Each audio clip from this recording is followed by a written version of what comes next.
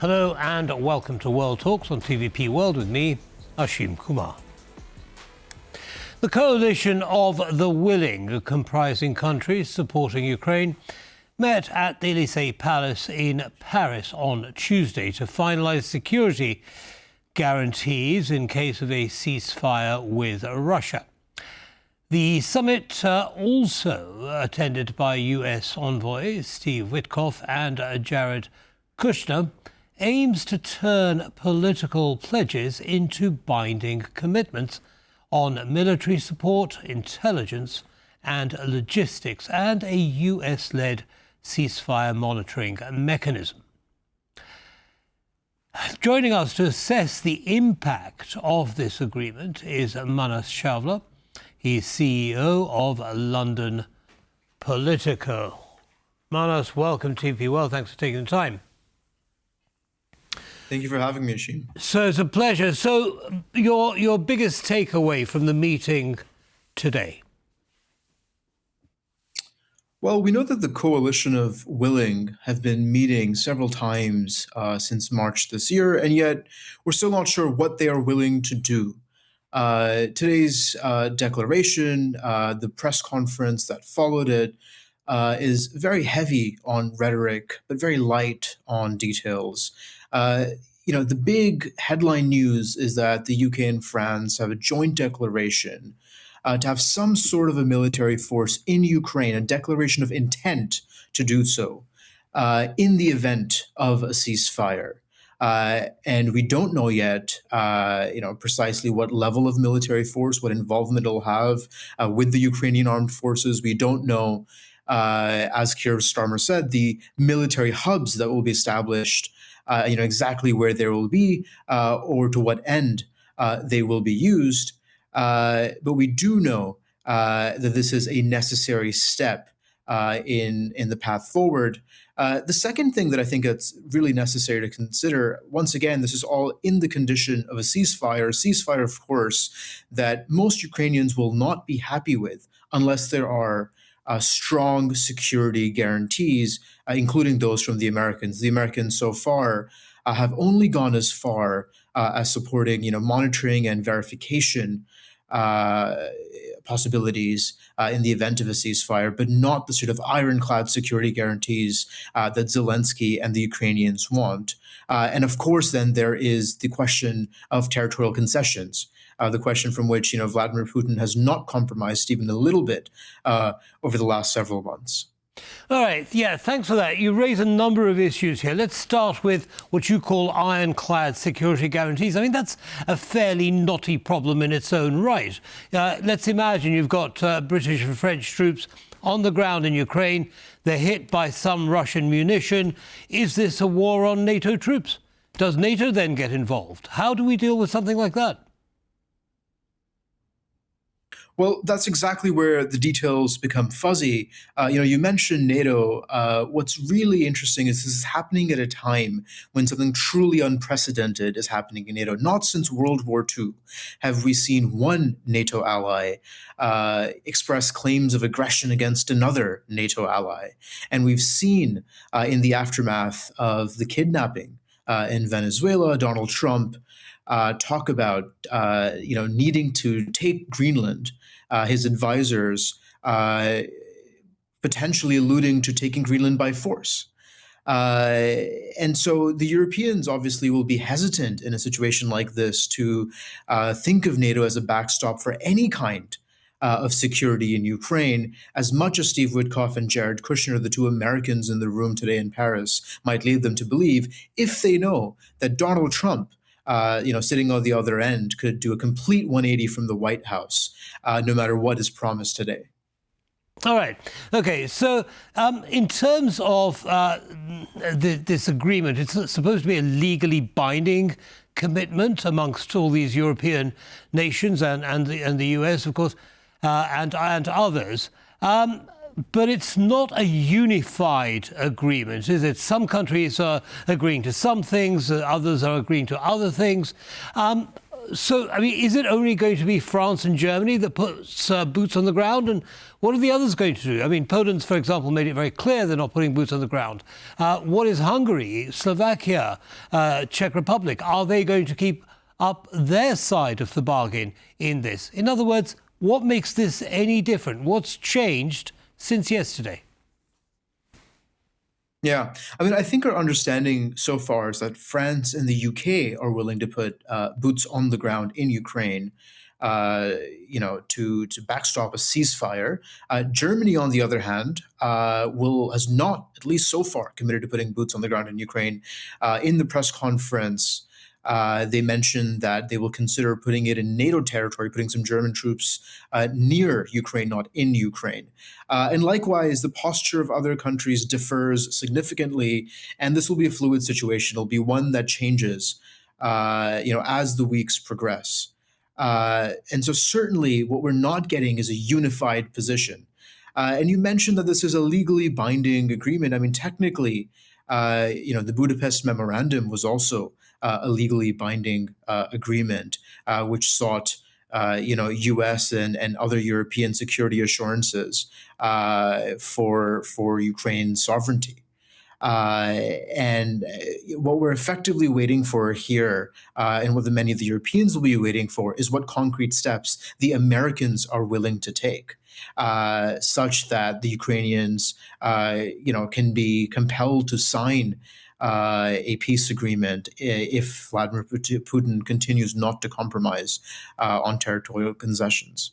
I want to come to Putin in just a second, but before that, do you think President Zelensky will go home to Kyiv satisfied with the outcome of today's meeting? I mean, Zelensky says that we're 90% of the way there.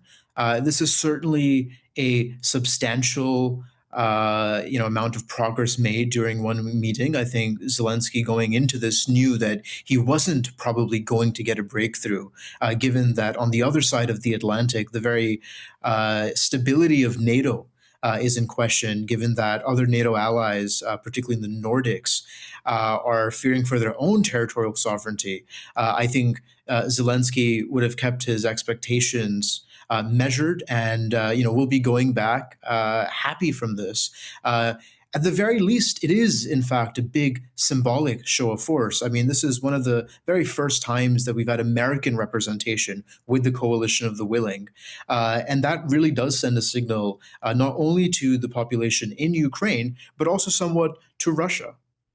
OK, well, what is that message to Russia? What's Putin going to be thinking right now, having watched the events of the day?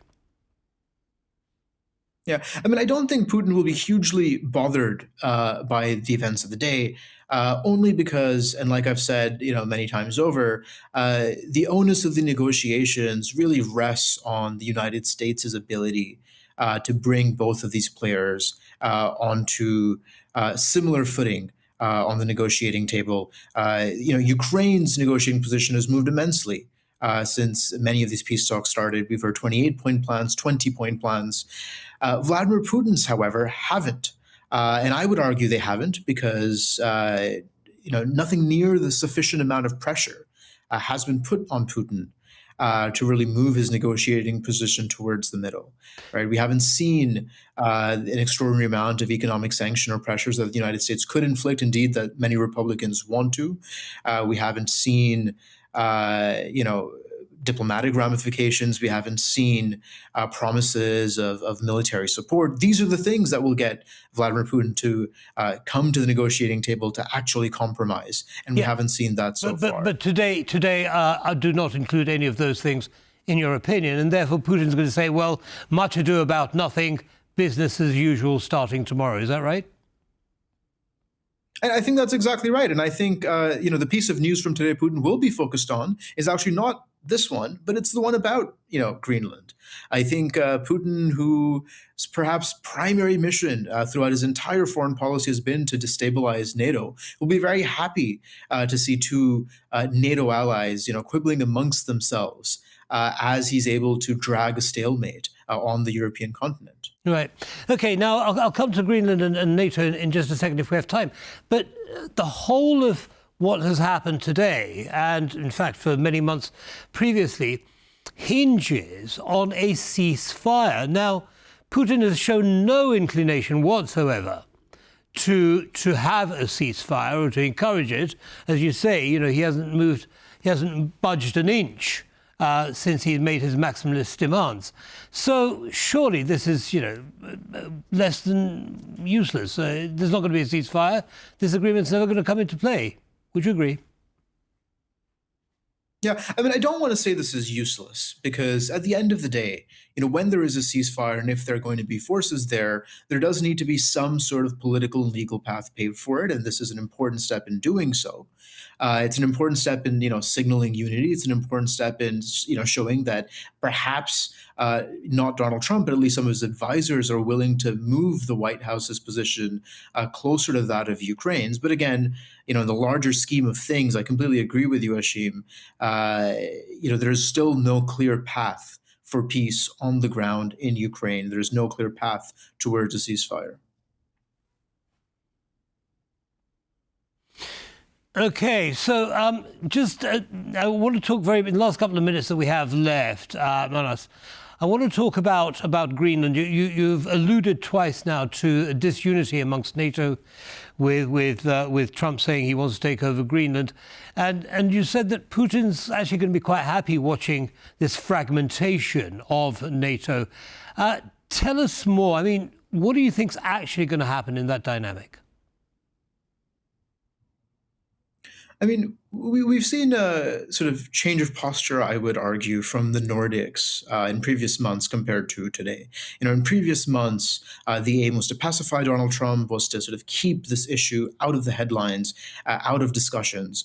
But I think following what's happened in Venezuela, which, I mean, really is, at least over the last 2 decades, quite unprecedented, the United States overnight, without consultation with Congress, without consultation with the UN Security Council, going in and capturing a head of state. I think in the aftermath of that, also several Trump allies, parroting the rhetoric around, aggressive use of force, perhaps to take Greenland, has really has woken the Nordics up to this threat, and they are now, steadfast in arguing that this is a non-starter.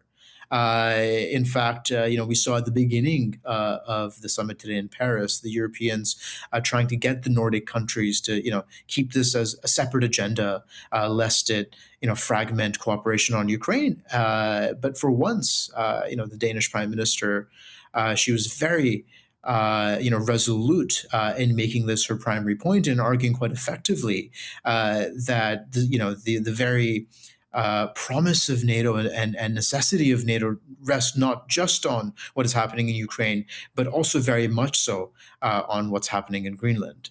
Right. I mean, do you think this could be simply part of Trump's negotiating tactics? Make these maximalist demands at the beginning and then end up with something that both sides can live with?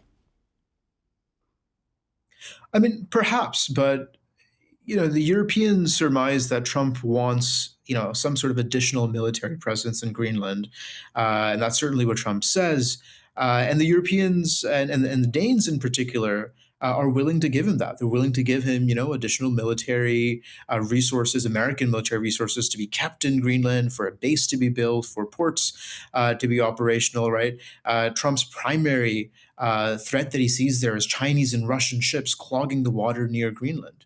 However, none of that seems to be persuading Donald Trump. I think he really sees this as his national security strategy laid out as part of his sphere of influence. And as part of his sphere of influence, in a world where might makes right, he thinks that he should be able to take over Greenland. Sadly, Manas, we're going to have to end it there. But thank you very much for coming along and sharing that analysis with our audience. Have a good evening.